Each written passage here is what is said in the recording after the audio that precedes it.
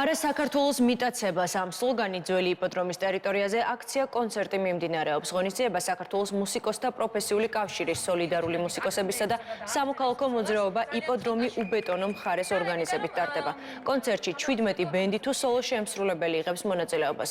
მუსიკოსები ძველ იპოდრომზე დაგეგმილ მშენებლობებს აპროტესტებენ და ითხოვენ, რომ ამ ტერიტორიას სარეკრეაციო ზონის სტატუსი დაუბრუნდეს. ისინი ასევე მხარდაჭერას უცხადებენ პარლამენტის წინ მიმდინარე საპროტესტო აქციებს და კონცერტის დასრულების შემდგომ სოლოები სწორედ პარლამენტთან გადაინაცვლებენ.